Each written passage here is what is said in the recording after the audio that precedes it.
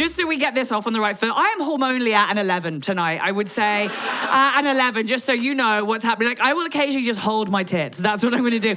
Right, is anyone else in this room in the, like, itty-bitty titty committee? And yeah, every month, your tits ache. Does anyone else have that, where you have the smallest boobs in the world and you still get tit ache every day? How is that fair? How is that a thing that we've just agreed to? Like, that's so... I was actually in Birmingham a couple of weeks ago, and there was a woman on the front row, and she had a tit tattoo. Like, she tattooed her bosom. There was a tattoo across her breast, and I was like, you fucking brazen whore. Like, you fucking show off. Like, if someone tried to tattoo my tits, it would be like fracking. Do you know what I mean? Just come up with a really well-decorated sternum. But as many of you know who listened to the pod or seen me do stuff before, last year I spent in the throes of IVF because I'm trying for a baby by myself. It's fine, don't stand and applaud. No, I'm a hero. I've been trying for a baby by myself, and again, whenever I say this, I think people are like, "Oh, she hates men." I was like, it's not that I hate, but like my exes, they're not bad. I don't go for bad men. I don't know if any single girls get this. So it's not that I go for bad men. I just go for like, do you know what it like? Like, I was thinking about this, if my ex died tomorrow, like on his gravestone would be his birthday, tomorrow's day, and then, you know, just that emoji that's like...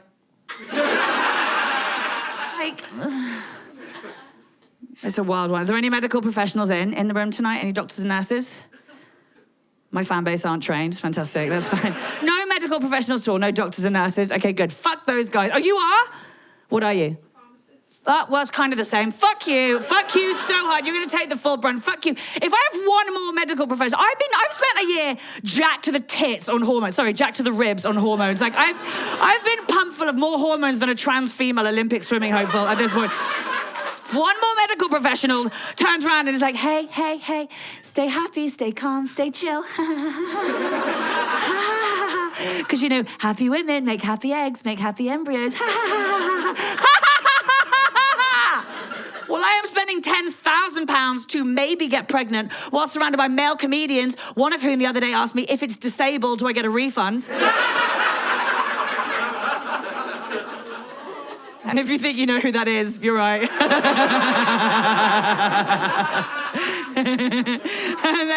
and then all my normal friends are still out here being like, hey, Hattie, stay open to love. You stay open to love. Stay open to love, because, you know, it's going to happen when you least expect it. Just stay open to love. Stay open to love. So I did stay open to love. And I went on a date a little while ago, and the man pronounced it adrenaline. Adrenaline. It's actually harder to say than adrenaline. Adrenaline. These window lickers are just out here on Hinge. So if one more of you tells me to fucking chill, I'm gonna fucking snap, is what. But otherwise, I think I'm taking IVF like a champ, I would say. I'm really taking it like a champ. There is one part of IVF that really kills my buzz, and that is paying for sperm. Yeah, paying for sperm, thank you. Paying money for sperm. It's like soil, it's everywhere. Like, paying money for sperm when I spent my formative teenage years scraping the free shit out my rah-rah skirt. You know what I mean? I love that because I can tell who the millennials in the crowd are with the rah-rah skirt. Younger girls in the crowd, bottle that shit. Bottle it, it is expensive. It's very hard, I think, when you're going through IVF, like, by yourself, to do this whole thing by yourself, it's very hard not to look back on your relationship history and just kind of question it, do you know what I mean? Not just be like, did I miss one? Do you know what I mean? Like, should I have kept one? Like, did I waste one? Was there one I should have... And I was talking about my relationship history with my therapist, and, thank you, and I was telling her, I was like, I've been in love twice. I have been in love twice. My therapist says I haven't, but that silly bitch isn't here tonight, so... But I have been in love twice, and I know I have. I was in a 4.5-year relationship and a 3.5-year relationship, and I was in love, and I know that because I said it. And those are the rules. But then I was thinking about it, and I remember being with my last boyfriend, and we were watching a movie together, and it was one of those, like, thriller action ones where, like, one half of the couple got abducted by a bad guy, and the other half of the couple was, like, trying to find them, and they burst in, and the bad guy had a gun to the lover's head, and they burst in, they're like, no, oh my God, not him, take me, not him, take me, please, oh my God, not him, take me. Like, not for a second, do you know what I mean? Like... if I'd walked in on my ex, like if my last boyfriend, I'd walked in, someone had a gun to his head, and they were like, "You're him, it's you're him." Like, I would absolutely just have been like, "Oh." Like, absolutely me. My therapist asked me, she's like, have you ever respected someone you've been romantically involved with? Have you ever had that turn back round on you, ladies? Have you ever had that one flipped? I was like, were we meant to be? No, my last boyfriend was a male actor. You try, Gene. You know what I mean? And not like a talented one. He was one of those like flouncy, pretentious ones, you know? Like the ones who think that Phil Collins' greatest musical legacy is Genesis and not the Tarzan soundtrack. Respect a boyfriend. There was a man recently I respected because I went on a date again because I was brave, and we were on this date and it wasn't going well. Spoiler alert: they never do. And but then he started talking about the fact he'd been to an Eminem concert a few years ago because you know he needed me to know he's a legend. And he was talking about this Eminem concert, and he mentioned the other rapper who came on stage with Eminem, the very famous African-American rapper, 50%. 50%. He said it twice. He said it twice. It's not a glitch. That's what he thinks his name is. 50%. And I was like, this is the best date I've ever been on. This is 50%. Like, that's incredible. Rappers, from what I can tell, are just all out here trying to come up with like the biggest, baddest name. Do you know what I mean? And then one guy, they're like, what do you want to be called? He's like, 50%, I don't know, like half off. I don't. And that for me is what has been missing from rap music, I think, you know, nonchalance. Like if X can't give it to you, 50% is going to email it to you, and that's incredible. I loved him. I fell madly in love with him. It's a problem when you're a female comedian. I was like, this is the funniest man in the world. I love him. I'm marrying him. And at our wedding, we're going to play 50%'s biggest album. Get rich or get a little rundown trying, you know. Relationships are wild, man. It's good for you in relationships. I really do mean that. I've been out of them for such a long time. The idea of getting back in one kind of prangs me out, you know? Like it's been such a long time. Like gun to my head if someone was like, you've got to settle down, you've got to pick a guy, you've got to pick a husband. Like, I think I'd have to pick a man in the army.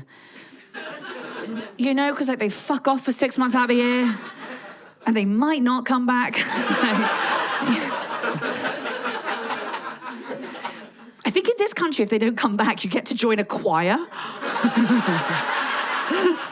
Okay, like imagine that knock on the door where they're just like, hey, hi, sorry, you lost your husband, but you just gained a singing career. Like, okay!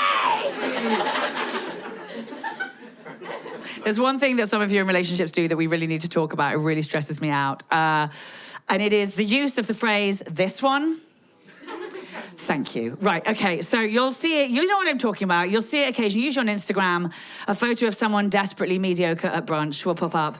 And underneath, it will be like, oh, Sunday morning with this one.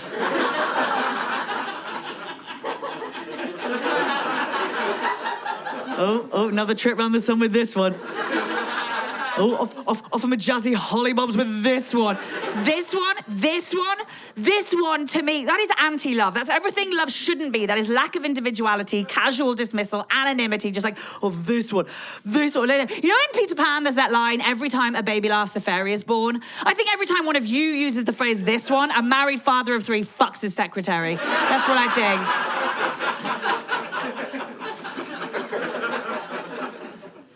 Really am working on being nicer. There's a problem when you're a Londoner. I am. You are so nice. And there was this woman, lovely northern woman the other day, who was like, oh, doll, all our blood runs red. I was like, no, I'm from London. Mine runs cunt. Thank you. No. I love you. I love that we're doing this in Manchester. Manchester was actually, I was doing a show in Manchester when it was the moment I decided I was moving to the north. And I was doing a show not far from here, and there were these 2 girls in the loos next to me. Because ladies, that's where we make all our best friends, yes? In the toilets? Correct. And these 2 girls were chatting away in the loos. And one of them goes to her mate, she goes, oh my God, you know, after bottomless brunch last weekend, Emily projectile vomited everywhere. And her friend went, oh my God. She goes, yeah, I know. Oh my God, she vomited it all up. She vomited everything everywhere. Oh my God. Her friend went, oh my God. She's like, yeah, I know. Oh my God. What a waste of money. And I was like, you guys are the best. Once! But I need the rage thing, and also being hormonal and a ginger. It's been a heady combo this year. Are there any other gingers in the room? Any redheads? Are you for real? Redhead? So fellow redhead, are you a fake ginger? You're real. I know you're real. Yeah, no. Boys don't tend to pick it. Do you know what I mean? Do you know what I mean? Like, you get it. You don't pick it. Like it's very different, ginger girls and ginger boys. It is. Like, we fuck good, they drive slow. Like, it's very different. Good to have you, Weasley. I love it. That is. No, you're wonderful. You're wonderful. I do. Everyone thinks ginger women are like angry and furious the whole time. And that's not the case. Like, we're really not. We're not angry and furious the whole time. The issue is at 0 to 60. Do you know what I mean? It's just that like I could be having the best day of my whole life, and then someone adds me to a WhatsApp group I didn't ask, and I will burn your child's second birthday party to the fucking ground. And take that drama grad bitch dressed as Moana out too. Isn't it? Isn't it the worst thing? Is that your thing? I can't bear it. What it does to me when they're like, you have been added to us. Like, I will kill everybody! I don't know what it just does something. Like, I can't, how dare you? Sorry, just found my new best friend, that's okay. Truly, honestly, the other slight issue here is I really do need a shag. Like, I do need a shag. It's been a minute. So it has been. The problem is, because of the whole IVF thing, I'm going to blame the IVF for the drought.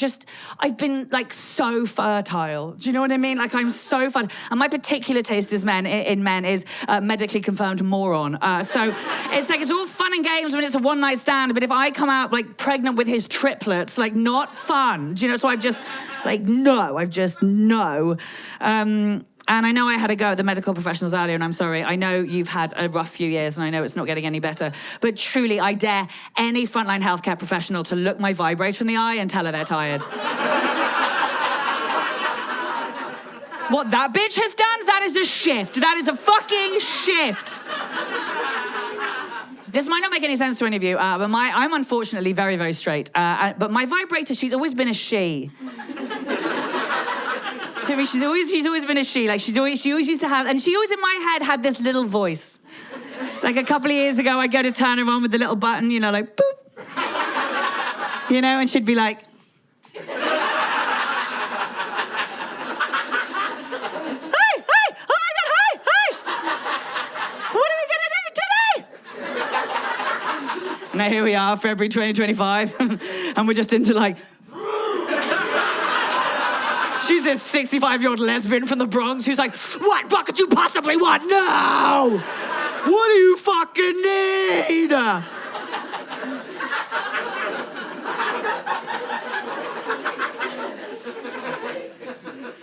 It's fine. Oh my God, I'd give anything to be a lesbian. I would give anything. Ladies, you know what it is? You know, every now and again you look at your best friend, you're like, fuck, we'd be happy. Do you know what I mean? Like, I cannot go face to face with a foof. I can't, I was at an all-girls school, and I remember one time they were like, hey, you should really have an idea of what it looks like. Like, you should get a hand mirror and just have an idea of what it looked, not like in a circle. Like, we were allowed to do it at home, but they were like, just get a hand mirror, have an idea of what I saw haunts me to this day.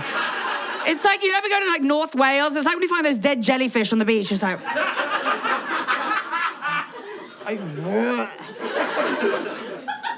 But lesbians are the best. Like, lesbians are the best. They're always the most competent people in any room. Do you know what I mean? They always are. And they have, like, I feel I've got quite sort of like lesbian energy in that I've got to the point now where I just think everyone's a moron except me. Like, that's very much where I live.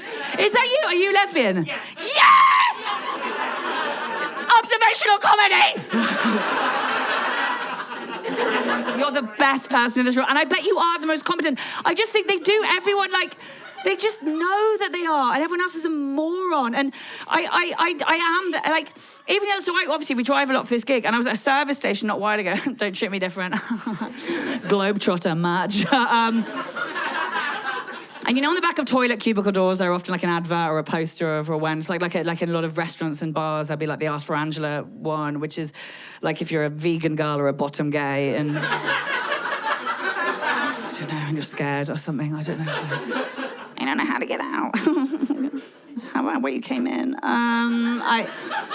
But I was at the service station a little while ago, and there was a poster on the back of the door, and it was this cartoon woman, like it was a racially, ethnically ambiguous woman in a cartoon, and behind her, like I guess like buildings were on fire and things were exploding, and there was rubble. I don't know what was, but like she was having not a good time. It wasn't good.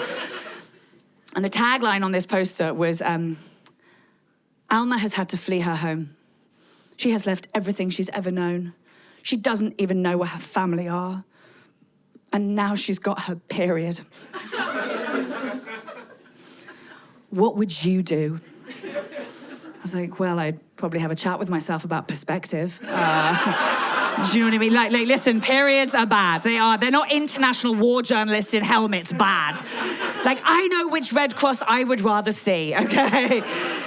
I've never been in a war-torn country, okay? I'm really sorry, but I cannot imagine the day where I'm like, the Taliban and Auntie Flo on the same day! Hey, real quick, speaking of terrorism, if any of you in here harmonise when people sing happy birthday, I hope you hang. I hope you fucking hang. That is one of mine.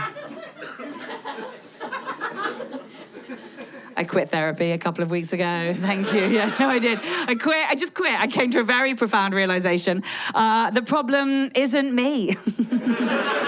It is genuinely all of you. And, you know, and it's like, I'm not spending all this money and you guys are just scampering around for free like psychopaths. So I'm not. No, I'm out here. I'm just not. And I'm out here now fucking raw dogging life, you know.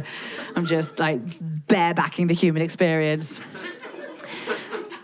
And I don't know if anyone in here is an electric scooterist, but I hope you die in a house fire. I truly hope you burn in a house fire. What?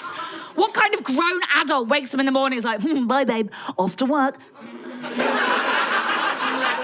Oh, God, kill yourself. I got like, oh, my God. Do you ever see those things in the morning, like dwindling in a canal or like washed up in the river? And you're just like, I fucking hope someone went over on it. That is all. Oh, God. Single girls in the room, if you were going on a date and the guy, like, scooted up. Like, just rootin' tootin' scootin' die, just like... my vagina would be like a prune in Chernobyl. Like, it would just be like...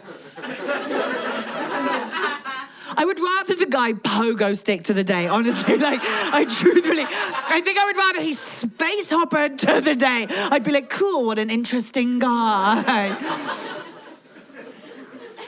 I don't want to bag on men. I love men. I love all men. You're all perfect. Don't change. I spent all my time with male comedians, all of them. All my time with them. There's so many, all of them, all the time, everywhere. And they are, like, listen, obviously, like, a lot of them are great. I can't even say that sentence without it. A lot of them are great. And a lot of them are... You know what I mean? I'm sorry, and I'm really sorry if they're a Gen Z, and I know we're not allowed to make that face anymore. I am sorry. I think what you need to realise as young people, that there are people in this room who spent their whole childhood just like... And that was the time of my life. Anyone else in here was that? Just, if you can imagine, we'd have playtime and we'd all run out into the playground and just be like, it was amazing. I think Gen Z would be so much happier if you had that at your disposal. Like, I genuinely, if you could do, like, if it came to a Friday afternoon and your boss came in and they're like, hey, I'm going to need that ready by the end of the day, and you get to be like, sure, Nigel, no problem. Like, you would be so much happier. But largely, yeah, male comedians, they're a little bit... I was out with for dinner with one of them a couple of nights ago. And I was getting up to leave to do a show, and I got my keys out, and he saw the rape alarm on my keyring. I promise we get lighter from here. He saw the rape alarm on my keyring, and he was like, "Oh, Prez, what's that?" And I was like, "Oh, this is my rape alarm." And he was like, "Huh? Do you know? I wouldn't know what one of those sounds like." I was like, "Well, keep up the good work, my guy. That's so great." He goes, No, but like, I wouldn't know to respond. I was like, zip up, what are we doing? And he goes, no, but like if I heard it, I wouldn't know to respond. Now, listen, I know there's a lot of boys in the room here tonight, but can I just be absolutely clear that you're all clear? You do know the only person whose response is necessary in that moment is the bad man's, yes? Yes, like you're all clear that this thing emits a noise that is so awful that the bad man runs away. What we are not doing is unleashing a bat call to all the other able-bodied men in the area, like...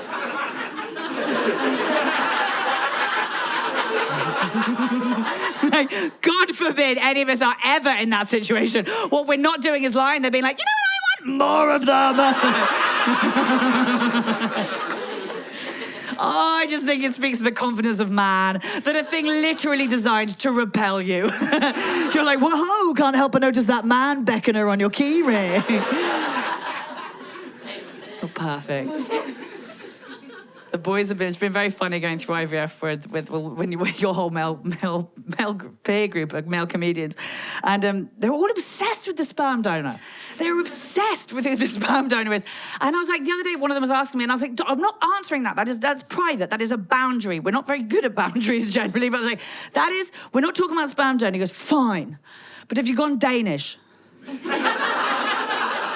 was like, no, I didn't go Danish. I was like, what? Do you think I want to be the least attractive member of my own two-person family? Like, absolutely. I went for a fucking troll. Like, I went for the Weasley that didn't make the movie. Do you know what I mean? Like I'm going to be Stacey's mum for the rest of my goddamn life.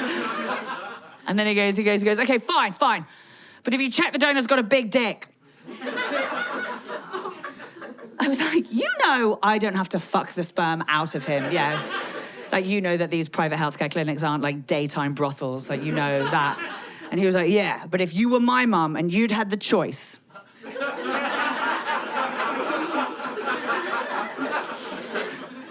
was like, Freddie, I'm not... I was like, Freddie, I can't go into the clinic and then be like, Miss Preston, have you settled on a donor? And me be like, yeah, I'm gonna need one of those big-dicked donors. Because I'm going to need one of those big-dicked kids. Like, they won't let me have the child. Rightly, they will not let me have the child. God, they're incredible. I really don't want to get up here. Hang on. I don't want to get up here and just talk. I mean, it's a female comedian show, and I'm talking about male comedians the whole time. And I think when a girl gets on stage, like, everyone naturally, the women in the room especially, get all excited, and they're all like, yeah, she's going to be all... Women, yeah, women.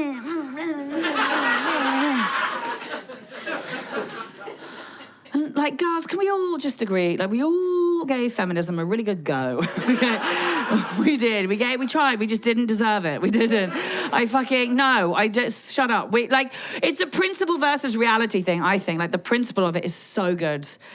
Oh my God, do I want all women to live out their hopes and dreams unbridled by a patriarchy? Of course I do. Do I want that for my ex's new girlfriend? No, absolutely not. No, fuck that bitch. Fuck that bitch so hard. You know what I mean? Fuck that bitch and her little fucking dog. Like, fuck that bitch, fuck that little vapid whore. I would absolutely take a pay cut for her life to get worse.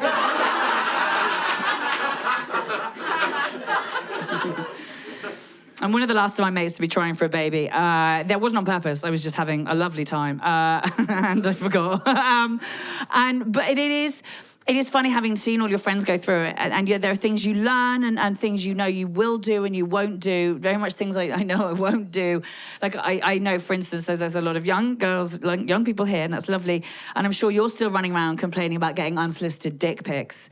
I would just say wait till the unsolicited kid pics start rolling in. I'm sorry, I can't be the only one in here. I would take a photo of a massive cock in a bathroom any day over a little twat on a swing. Thank you. My friends do mad things. Like, they do mad things when they have kids. Like, I went round the other day. One of them's just had a baby. The baby's 3 months old. And I went round to meet the baby. And baby doesn't give a shit, by the way. And but I went round to meet this baby. And my friend, okay, she's speaking to the baby in a porno voice. I can't just explain it any more than that. So I went round, and she's leaning over the baby, just like... Oh, my God, hi! Hi, morning, little baby, hi! And I was like, oh, my God! And I was trying to hold a conversation legend. And I was trying to talk to her about sex because I too am a legend. And she goes to me, she was like, oh God, can you not say sex? Can you just say sex? Just in front of the baby, just don't say sex. I was like, you want me to say sex in front of the 3 months old and I've got to say sex? Right, okay, so now the baby thinks I'm deaf. So, like, that's going to be a fucking huge reveal down the line. And then she turns back around and she's still like, you want some of Mummy's milkies? Is that what you want? You want Mummy's milkies? And I was like, oh, fuck, okay. Listen, I haven't been 3 months old for a very long time. But I'm pretty sure I would rather have had a vague understanding of the word sex than a sneaking suspicion my mother was trying to have it with me. Do you know what I mean? Watching my liberal friends have kids has been a wild ride. It's very funny. I was a nanny for a very, very long time, so a lot of them want to tell me about, their child-rearing principles, because they've, read all the books and listened to all the pods, and, they just want to tell me about their child-rearing principles. And one of them the other day turned around and she goes to me, I don't know how anyone can even think about hitting a child. She goes, yeah, I don't know how anyone can even think about hitting a child. I was like... Sounds to me like you've never taken a scooter to the ankle bone. Because there is a moment. And I don't want to get too bleak. I know this is a pretty dark subject matter. But I do think at the beginning of Sophie's Choice, if Meryl Streep had taken a scooter to the lower leg from The Girl, they would have had to change the title of the movie. I believe that. It would have been Sophie's no-brainer. Do you know what I mean? Like Sophie's entirely proportionate response. We're not good to kids. We're not good to them anymore. I really don't think we are to this generation. There was an article just before Christmas from a local children's hospital near me, and they were saying that in order to cheer the kids up at Christmas in hospital, these kids are so ill they're in hospital at Christmas. In order to cheer them up, they were going to bring in the local pantomime actors to cheer them up. I feel like some of you don't know what a pantomime is. Sorry, if you don't know what a pantomime is, that's where we as a nation decided to put our least talented homosexuals. Listen, the gays are a very talented bunch, but between November 29th and January 6th, queer PR takes a massive blow. It does. And not the kind they like. I just imagine being a child who is so ill that you were in hospital at Christmas and suddenly this Jedward fever dream grapevines towards you like... Do you know what I mean? Hey, kids, look what you could do if you weren't plugged into the wall. Are you fucking... What? To cheer the kids up? To cheer them up? Who's coming in next week? Lucy Letby on the tambourine.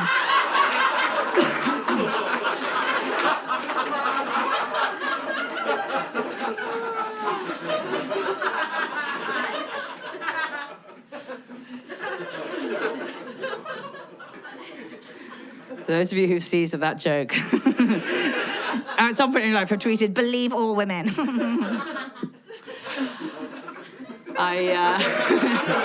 to think about. I don't know. There are so many women I don't respect now. I think I'm not allowed to be a feminist anymore. Do you know what I mean? Not a day goes by I don't see something some woman's written on Facebook and I think, yeah, no, I'd give back my vote if she couldn't speak. Absolutely. I think we just say mad shit. You're bitching and moaning about now is gaslighting. That's what women are bitching and moaning about is gaslighting. Men are gaslighting us. They're all just gaslighting us. Men are just gaslighting. They're gaslighting us. If you don't know what gaslighting is when you convince someone that something is real and it isn't, or vice versa. Do you know who gaslights women the most? Other women, exactly, yes, other women. You've seen us in our little groups at brunch and things, sitting around being like, babe, you are beautiful. Babe, you're stunning. No. No, that's not true. That's not true. Not all women are beautiful. No, some of you are kind, and that's great. I can't. The CrossFit women kill me. I'm sorry. I don't know if that's any of you. CrossFit. Right, CrossFit. Do you all know what CrossFit is? If you don't, CrossFit, that is where men go to take out their fury about being fucking nobodies in finance. And it's where women go when they want to exchange 5% body fat to become 100% neck. You know the girls I mean? They look like if Serena Williams mated with a Jeep. You know those? They put their tits on backwards in the morning. My friend the other day, she was like, why do you have such a problem with women who CrossFit? I was like, I got a problem with women who CrossFit, same reason I got a problem with spiders. I don't like how they move. You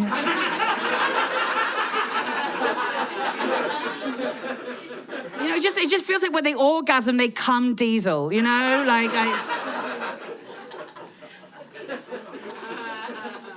I've got to tell you, girls, I got to the point where I don't think all women should have a voice. No, I think we should pick our best 4. You know, just 4, and then we just send them out, and the rest of us just shut the fuck up. Like, we just shut the fuck up, and then we would run the show if we just sent our best 4 girls. Like if we sent out like Beyonce, Michelle Obama, Angela Merkel. I don't care what you think about her politics; she's a bad bitch. And then like Malala, because you have to, don't you?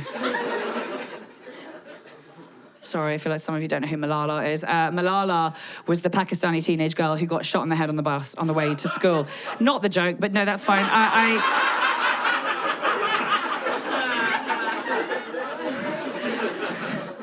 No, I mean, you absolutely shouldn't do that. You should not shoot a teenage girl in the head on the bus on the way to school.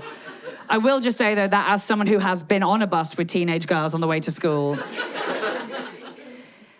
like, I don't not get it. Do you know what I mean? Like, I don't... Do you know, like an awful lot is made of that day. Really, no one is talking about what Malala was doing. You know what I mean? Was she listening to her music without her headphones in? Fucking mow them down. I don't care. Some of you are seizing at that joke, and I can see. And then none of you have ever been on a bus with teenage girls on the way to school and been like, God, I hope those girls live long and prosperous lives. And this is the problem with the feminist rhetoric. Like, we're all out here being like, hey, let's leave the world a better place for our girls. You know, let's just leave the world a brighter, better, more wonderful space for our girls. Let's just leave everything better and brighter and happier for our girls. And then you go into any town centre and our girls are just on TikTok like...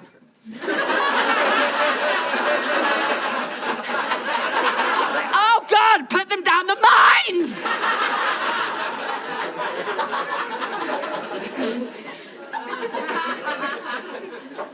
Would you also, for the love of God, stop telling women to thrive on social media? Stop telling everyone to thrive! Stop telling women to thrive. There is nothing, I believe this, there is nothing in the world more dull than a happy woman. There is, no, you know what I mean? You know when you're out for brunch with your friend who's like killing it, like she's doing so well. You sit there at lunch and she's like, yeah, no, everything's great. It's great. Everything's just really great, actually, yeah. Like, he's great, yeah, job's great, kids are great, yeah, everything's just great.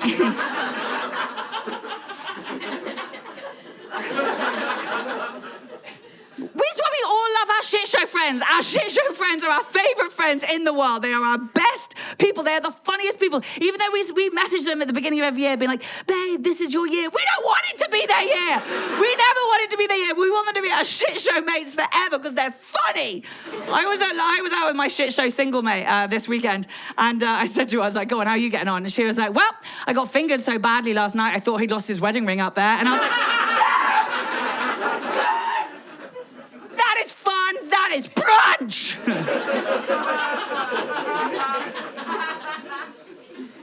Sorry, there was a little cheating reference in there that I know you might not have liked. I'm sorry about that.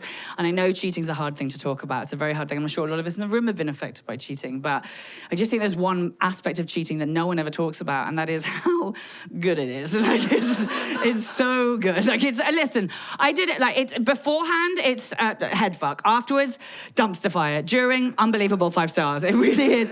Listen, before I say this next, but like, I've cheated on one person with one person. Like, I've cheated on a male actor with a male actor. So really, everyone is a victim in this story, you know?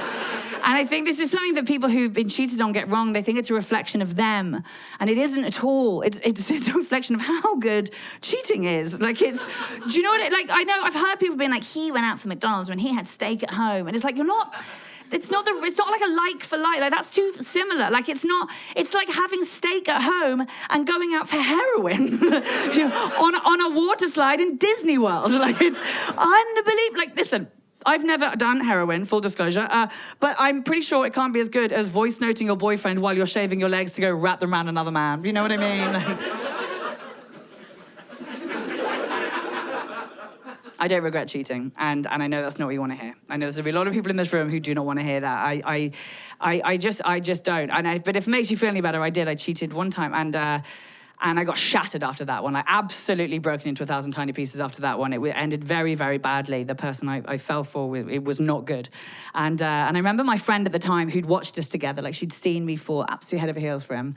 And she said afterwards, and she'd seen how sparkly I was, and she was like, God, what a waste. And I think what she meant was to have feelings that big that amount to nothing. And for a long time, I thought she was right. I thought it was a waste, but I don't really think that anymore. Because this person came along at a time that wasn't convenient and lit me up in a way that I haven't been before or since. And I sometimes think, like, it was a bit like, it was like watching TV and suddenly the volume's turned up and the Technicolor's turned up and everything just gets bigger and brighter. And I was like, what a lovely thing to know about yourself, I think. Do you know what I mean? That you can fall that hard for someone, that you can have those feelings for someone. It was like getting a PB in awe. You know what I mean? Like, it ended, like I said, it ended very, very badly after that. And it did unleash a chapter of my life, unfortunately, that meant that if the men in my 20s who I'd been going for were so safe that they were verging on very dull, the men in my 30s I went for represented absolutely no iota of emotional, mental safety whatsoever, at all whatsoever. And this is why I've sort of had to, like, cut this whole dating thing, because I can't, like, even recently, the last guy I was kind of seeing, he was delightful, he was so nice, and he came for a sleepover. Thank you. And this is way back. He came for a sleepover, he was so nice, and he knew, like, at that time I was in a bit of a drought as well. I just, like, we'd come out of COVID, or no, oh my God, that was years ago. It was a bit after that, but listen, I'm classy, okay? I just, ginger. And he knew it'd been a minute. And I remember him saying to me, he was like, Hat, are you all right? Like, are you nervous at all? Because I know you worried or you nervous? And I was like, me? Why would I be nervous? You're the one who's about to dust off Jumanji. Like, do you know what I mean? It's like, I don't know what's coming out of that, honestly. Like, could be like vines and buffalo and water. Like a little girl, like, help! Like, you know what I mean? Turns out Robin Williams not dead, just missing. But we had a great time. We had such a good time. And we fell asleep and I was in the little nook, and the next day he helped me put my bookcase together. Because ladies, sometimes feminism isn't doing everything yourself. Sometimes it's putting out in return for manual labor. Actually, it is. Thank you. And the next day he left me this lovely little voice note or whatever, and he was just delightful. Now, at the same time, there was someone circling in my DMs who did not care if I lived or died. And so obviously I was like, what is that? Does anyone else in the room have that thing where I genuinely believe if a guy turned around and was like, Hat, I think you're amazing and I just want to take you out and show you off and introduce you to my people and hold your hand in public, I'd be like,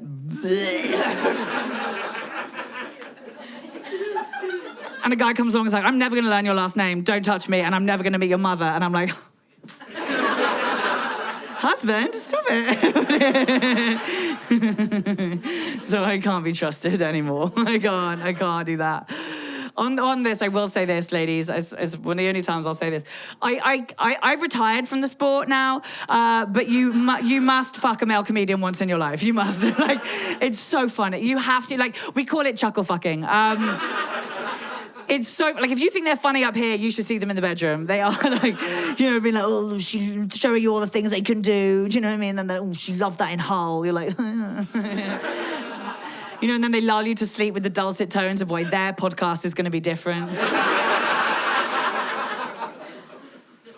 It's a funny time to be a male comedian, they'll tell you that. It is a funny time. They, post Russell Brand, they're all absolutely terrified. Like, they are all absolutely terrified. They're just in green rooms like... And let me tell you, if there is one thing I love more than a funny male comedian, it's a scared one. I love that. They're all just absolutely terrified of being cancelled, which, you know, is fair. But let me tell you, spare a thought for those of us whose ex got cancelled. I know. This was where my ex in Chicago, which is where I started comedy.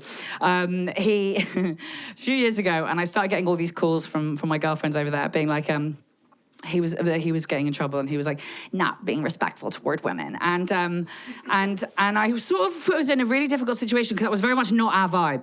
Our vibe was very much he followed me around like a puppy, and I was objectively cruel to him. Like, that's how we ran. Like, when we break up, he took it not well at all. In fact, my friend reminded me of this the other day. He released a diss track about me, like not a cool one, on his Instagram, on his keyboard, just like, you shitty fucking attitude. Like he did, like release. And my friend reminded me of this the other day. And it was so what we did, what anyone I think would do in that situation, which is me and all my friends learn the words and we still sing it to each other to this day. Like it was the best thing I've ever seen. But he did. I wasn't great with him. He didn't take the breakup well. So when I started getting all these calls about like he was not respecting women, like I felt a little bit like the teenage girl who'd broken up with the weird kid the night before the school shooting. You know, like I was like, oh, gee, it was fine when I last saw him. You know, it's like, I know he fired the gun, but I have a horrible feeling he got the bullets at my house, if that makes any sense. But what they were asking, they were like, we never understood why you guys were like a thing. We never understood why you guys were like together. What was that? Why were you with him? Like, what was... And the truth of it is, I've got to tell you that he was unbelievable in bed. Like, unbelievable. And it's important I say this because female comedians get up here a lot and we give it the full, like, they don't know where anything is. They can't find anything. Men are so fun. Like, this kid was like a fucking homing pigeon, just like every fucking time. I honestly thought he had air tagged my clip. And here's the thing, and now he's like been banished from the scene. He's not allowed to do comedy in Chicago. No one talks to him. He's a social pariah. And listen, as a woman, I fully am behind men suffering the consequences of their actions. But as an active member of the singles community, it's just very tough to know we've taken one of our best players out the game. Do you know what I mean? Like we did. We just benched Ronaldo is what happened. And like... I just remember us all watching The Last Dance, you know, the Michael Jordan documentary over COVID. And that whole documentary was basically a group of people being like, he was an asshole. He was such a bad dude. He was rude and he was mean and he punched Steve, you know. And then at the end of every interview, they're like, but he was the greatest player of all time. And I think my dream for feminism is that one day women value their orgasms as highly as men value NBA silverware. You know what I mean? My ex was on a televised American talent show, and I can't tell you what it is for legal reasons, but it rhymes with Flamerica's Got Talent. And he didn't do very well on it. He didn't do very well on it. But to be fair, he went in with the wrong talent. Like, he's not a very good stand-up, but if he'd gone down on the judges, oh my God. Oh my God. And all my friends, they were like, he does not respect women. He is not respecting women. I was like, I gotta tell you, being gone down on that well for 20 minutes sure feels like respect. I don't know if I care what he thought of my brain. He was American. I wasn't there for his. Just to put you at ease, the accusation that was being made was that he was going home with women who were very, very drunk, and the argument was, were they too drunk or should they have been drinking that much, whatever, like whether they were too drunk. And I sort of started thinking about it, and I was like, what we were like when we got together, and I was like, I'd had a couple that night, but like I'm a Brit, do you know what I mean? I can handle my rosé. And so I was a bit tiddly, but I was like, was that bad? And then I remembered I came 4 times. And I'm going to tell you, I think that might be the loophole. Legally, I think that should be fine. Like, do you know what I mean? Like, I'm sorry, I just think if I fell asleep in Skegness and woke up in Hawaii, like, am I mad about how I got there? You know what I mean? I don't know. One of my friends asked me afterwards, she was like, oh my God, what would you even do if you saw him again? I was like, it really depends how many people were around. Like, I'm going to hell. So I just had eyes.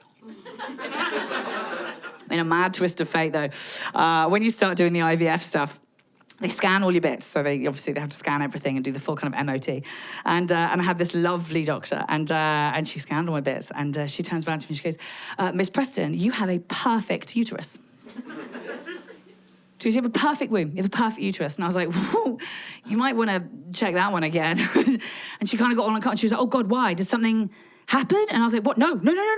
I was like, but just like, she fucking lived her 20s. Do you know what I mean?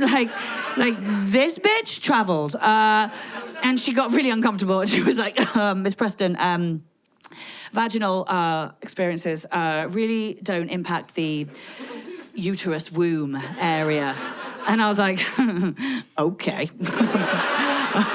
Listen, doctor. So, if you walk past a house and the letterbox is missing and the door's off its hinges, you just assume the inside is trashed too, yes? But no, it turns out mod cons on a pool, baby. I told you at the beginning that I'd spent £10,000 to do IVF. Before that, I'd spent £11,000 to do IUI. IUI, as the DJ name is Turkey Baster. You know, the one where they just like... so I'd done 4 rounds of that beforehand. And 11, it's hard. That's a hard hit. Like to know that you spent £11,000 to not have a baby is a rough sentence. But I just think it's all like an exercise in PR and branding. Do you know what I mean? Like, I could say I spent £11,000 to not have a baby, but then this weekend I spent time with my friend's 6-year-old, and I would have spent £11,000 to not have that baby. Do you know what I mean? Like, that one, like that child maybe changed my views in late-term abortion this weekend. Truly, no, stop it. I think if you get a child to 6 years old and you discover that it goes to catch a ball like this, terminate it. Absolutely terminate it. What? What kind of what 6-year-old? Just a 6-year-old with a normal ball, just like a ball, just goes. Get rid of it. That child will never benefit society or its people. That is just science. That is science. We're not good to kids now. We're really, really not. I read that we're making them feel extraordinary. I read this article the other day. Gen Z, so of the teenagers, I know some of you are Gen Z, probably a bit older, but of the teenagers now in the Western world, teenagers have never been doing better. They have never been doing better by every single social yardstick or social barometer. They've never been doing better. Teen pregnancy is at an all-time low. Teen violence is at an all-time low. Teen drug abuse is at an all-time low. Teen alcohol abuse is at an all-time low. Do you know what has never been worse? Teen mental health. Which means, yeah, us millennials in the room, yeah, maybe we did spend our weekends torpedoing 11-4 WKDs and losing our virginity to 15-year-old cokeheads who referred to foreplay as finger blasting. While the screams of stab victims punctured the air, but my God, we were happy! I'm not promoting stabbing, I am just saying it sure got the kids running around outside, you know what I mean? You know, hashtag screams, not screens.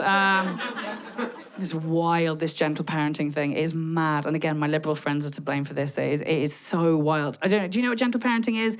It's this thing where like my friend was explaining the other day, she was like, no, we don't say no. We don't say no, and we don't do consequences. We just encourage them to make good decisions. You know, we encourage them to make good decisions, tell them that they're loved, and we don't say no, we don't do consequences, but we just sort of just encourage them, you know, to good behaviour and things, positive affirmations.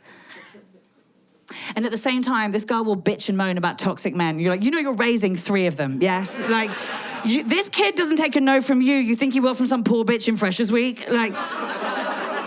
What we've got here is a beautiful little Mason Greenwood training academy, actually, is what we're doing right here.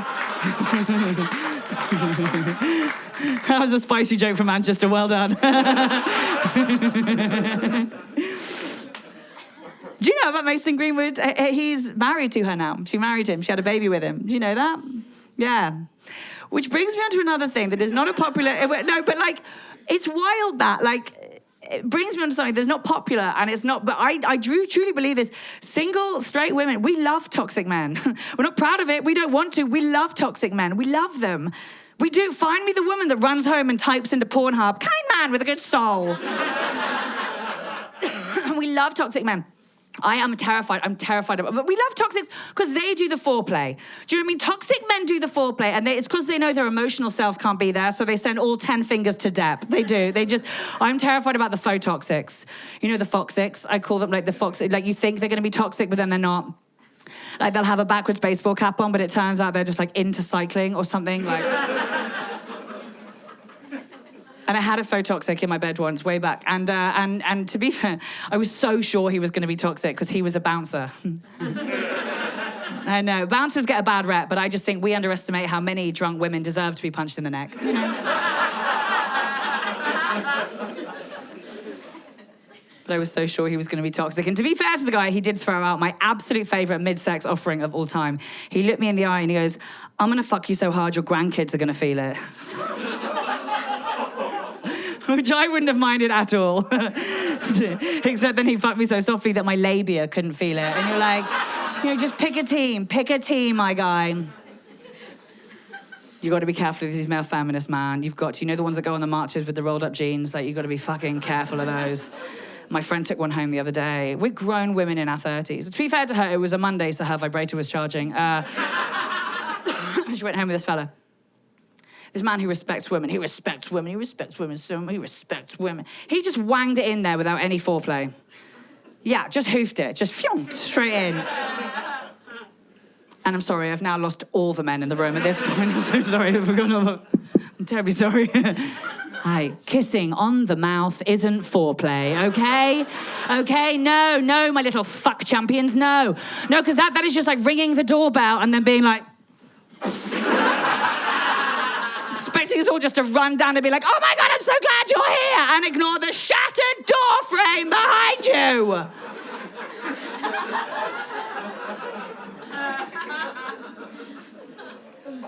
We love toxic men. We love them. And I can prove it. During COVID, did we all finish Netflix? Did we finish it? We completed it. Did we all watch The Fall? No one watched The Fall? I knew some of the girls were fibbing, so we all watched The Fall. Right, I'm not going to ruin this for you. The Fall stars Jamie Dornan, who is a Calvin Klein underwear model, or Christian Grey in all the 50 Shades movies, if you know those. Yeah. This man stars as a murderer who waits in the bedrooms of women. He waits for them to get into bed, and then he attacks them. Now listen, I cannot imagine how terrifying it must be to be lying in bed and a man rolls out from underneath your bed and he gets on top of you and he pins you down and he straddles you. And then he takes the tights off his head and it is Jamie Dornan. Like... and these queens in the show are like, no! Like, bitch, it's Jamie Dornan! It's Jamie Dornan. What are you, bringing home 12s every weekend? Like, it's Jamie Dornan. I would have been lying there sucking in my belly, pushing the girls together like, Alexa, play Barry White! It's like, Jamie Dornan! This man studies his victims, draws them and follows them home. Half of you would kill for that attention from your now boyfriends.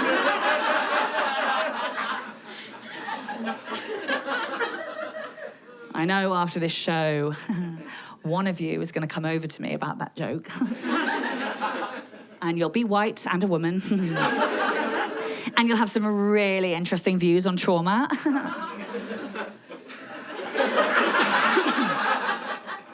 What I am not saying is if the guy is hot, it isn't assault, okay?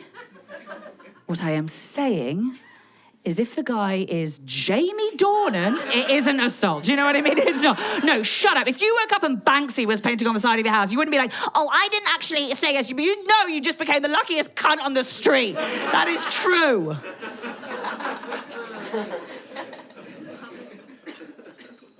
We're starting to bring this show to an end, and as I stand here, female comedian who is constantly told she's in a very toxic industry, surrounded by a very toxic male peer group, and with clearly a history of men that might be described as toxic.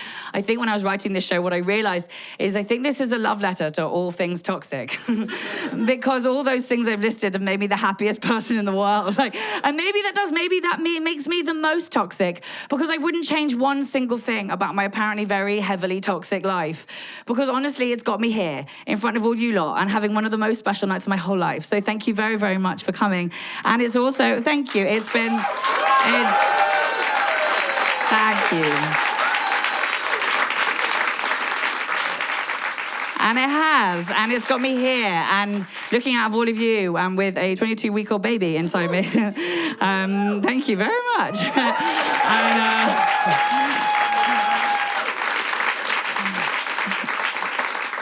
I think, so when I read a definition of toxic waste, the definition of toxic waste was unwanted material in all forms that can cause harm. Now, I was thinking about this unwanted material thing. Unwanted doesn't mean without value. Like, I've had very many men in my life who I've ended up not wanting. Every single one of them have brought some value. Like, those men, I have had, like, midnight skinny dipping in lakes. I have had a poorly thought through second date road trip to Nashville. I've had, like, mad, passionate kissing sessions on a Bulls Green in Chester that we trespassed on, which, yes, is the most middle-class thing I've ever said in my whole life. And I wouldn't ever choose to live a life where I hadn't lived every single one of those experiences. Do you know what I mean? I think the other half of that definition is that can cause harm. And the thing about if harm never visits us, we never get the chance to have our friends and the people who love us back to life. Now, I started this whole show talking about how I was trying for a baby by myself. And the truth is, by myself couldn't be further from how I felt throughout this whole thing. I have the best friends in the world, like genuinely the best friends in the world. A couple of them are here tonight. They are the greatest achievement of my whole life. They're the greatest things I've ever done, is that getting to call my friends my friends. And some of them will shrug and say, like, oh, well, you bring something to the table, but I'm not convinced at all. With the exception of one, my very best friend, Hannah. She's ginger as well. And when we were 10, she asked my dad why prostitutes don't kiss on the lips. And, and really, who knows where she'd be without me. Actually, I should really class that bitch up, actually, in a big way. But it must have been very hard for all my friends to have spent the last however many years watching me hurtle headfirst into these situations with men, knowing that they were going to end badly. I never have. I've always got my hopes up. I've always been that person who, whilst I can stand here and joke about it now, at the time, I absolutely had my hopes up. I was absolutely gung-ho for these people, and my poor friends just had to sit there and watch it and put me back together afterwards. One factor of what do you want to say to them? Because I also want to say this, there are a couple of them here. With this new chapter about to start with me and my baby, I'm not going to be taking those same swings and misses. I'm not going to be doing anything that brings danger or unwanted risk into our village. But I don't intend to be someone who stops getting her hopes up. Like, I never want to be someone who stops getting her hopes up, because one time I'm going to be right. He might be a big fan of 50%, but listen, like, we'll cross that bridge. One factor of my friendship gathering has been the gathering of Irish people. I have some unbelievable Irish best mates in my life. And I don't know if any of you have this. People tell you that the Irish are lucky. I think the people with Irish best mates are the luckiest, actually. And my very, very best Irish friend, a few years ago, she gave me the very best gift you can give someone, which is a tiny Irish goddaughter. And my tiny Irish goddaughter, she's still very little, and she doesn't know that I've been trying for a baby. She doesn't actually know that I'm pregnant yet. She doesn't know that I've been trying. But last year, we were out for a day, and she turned around to me. And I don't know, I feel, maybe it's just the ones I have, she's magic. She has this magic in her. And I think, without descending into boring Irish stereotypes about, like, leprechauns and rainbows and lucky coins, I do think the Irish people I have in my life have this strain of magic that just runs through them, and she's no exception. And she looked me in the eye this time. She's 4 years old, and she turns around and she goes, Hatty, do you want a baby? And she had no idea I was trying. And I was like, yeah, but you know, you have to be very lucky to have a baby. You know, you have to be very, very lucky, and you have to hope very hard, and you have to get very lucky to have a baby. And she looked at me and she said, I think your baby's in the stars deciding who it wants its mummy to be. And I love that. I love that so much. It warmed me so much. Now, listen, that's a lovely thing to have. It's also a very hard thing to tell a woman who is trying and isn't getting pregnant. I think and I want to make sure I'm being very clear on this. I believe that if you're a woman who wants to be a mother, if you don't, that is so completely, you're right. If you are a woman who wants to be a mother, you end up mothering the children you were meant to mother, whether that's your own, whether it's fostering, whether it's friends' kids, whether it's godchildren, whether it's nieces and nephews, whether it's pupils at the school you teach, whether it's male comedians in the northwest of England. Do you know what I mean? You end up mothering the children you were meant to mother, they find you. There's a saying amongst actors that is, the job's never yours till you're on set with a bacon sandwich in your hand. And I know, even though I'm 22 weeks pregnant, I know that anything can happen between now and then. And I know that until this child's from home from the hospital, it's not mine and it hasn't fully picked me. I am also now acutely aware that it might have listened to the last hour of this and might be justly having second thoughts. And I was just wondering if you'd grant me the grace to read out a short letter that I prepared just to put its mind at ease in case it has been listening and needs to hear some reassurances. Would that be okay with the rest of you? Little Preston, if you've heard the previous 60 minutes and you've seen Mummy at work, and you may be justly worried about Mummy's job, you may also have heard some things, and I just want to clear a few things up. Mummy inhabits a funny old world, of funny old people doing funny old things, and it's called stand-up comedy. It may seem confusing and always changing, never clean and very rarely consistent. But despite what people may say, I promise you it's good. And I promise you'll meet some good people there. In fact, in Mummy's little corner of comedy, you'll meet some of Mummy's absolute favourite people in the whole wide world. You'll meet people like Will. Will is very, very funny, and he's very, very tall. And even sometimes when you can get up high enough to see his face, sometimes it might seem like he doesn't like anyone or anything. But don't let his serious face fool you. Will might not say, I love you, but he does. And he shows you by hugging you 3 seconds longer than any hug should have organically ended. Katie is the most beautiful girl. She's the most beautiful girl with the most clinically insane laugh you will ever hear in your life. If her face is a face that brings a room to a standstill, her laugh is a laugh that brings a street to a standstill. Katie doesn't stick up for herself at all, but my God, she sticks up for the people that she loves. She's also Latina, so if anyone ever hurts you, just tell her, hold her hoops and help her bury the body. And then there's Auntie Kay. Now, Auntie Kay is relatively new, but to be honest, she was one of those people I knew would be Auntie Kay from the moment I met her. In a past life, Auntie Kay stole Mummy's tits. And in this life is refusing to give them back. But it does mean that Auntie Kay gives the best cuddles. Mummy gets a lot of cuddles from Auntie Kay, even when she doesn't know she needs a cuddle, but Auntie Kay just has a way of knowing. Now, speaking of beautiful tits and a good tan, there's Ishan. Ishan has this incredible way of giving you a cuddle and making you feel for that moment that you are in the safest place in the world. I don't know how he does it, because he doesn't always feel safe himself. So you make sure you take every opportunity to make him feel safe and loved, because we don't deserve him. No one does. And he deserves to feel even an ounce of the joy that he emits everywhere he goes. And then there's a boy called Freddie, who everyone, himself included, will say is a horrid boy. Don't listen to them. Don't tell anyone, it's a secret, but he's actually the softest boy. He'll tell you he has heart failure, but Mummy never saw any sign of that when she did a gig a little while ago that just terrified her. It just felt too big for her, and Freddie stood at the side of the stage for her entire set, just enough within her eye line that she could see him beaming at her, and just enough that she knew he didn't budge once from the room for the entire thing. His heart works just fine. Now, Michael, on the other hand, will tell you he loves you 30 times a day and mean it every single time. Michael is often lost, both emotionally and geographically. And Michael is the real reason Mummy carries wet wipes. Michael can't travel on public transport or eat or drink anything without looking like he was just invited to the Lost Boys mealtime at Hook. Mummy comes home from seeing Michael bruised because he has walked into her 39 times whilst walking in a straight line down the street. But I'm afraid Mummy decided a while ago that we're going to take the bruises because Michael is pathologically incapable of being unkind. And Mummy is kinder for having him in her corner. I can, however, promise you, if anyone is going to drop you on your head while holding you, it is Michael. Now, if ever you are lost or scared or you need help, you call McCann. He'll be there. Anytime, any place. He'd do anything for his friends. He'd also do anything for tiny women with personality disorders who look like witches, but we're all just really hoping that's a phase. If you need rescuing, you call McCann. He'll be there. He may be on shrooms, but he will be there. Little Preston, wherever you are, I just want you to know that the village I live in here, under the stars, does not just have value, it has real beauty. Beauty that I can't even put into an hour show. And whatever toxic rumors you may have been hearing, I want you to know from me that this village is good, and it's funny, and it's kind, and it's ready for you whenever you are. I've been Hatty Preston. Thank you very much.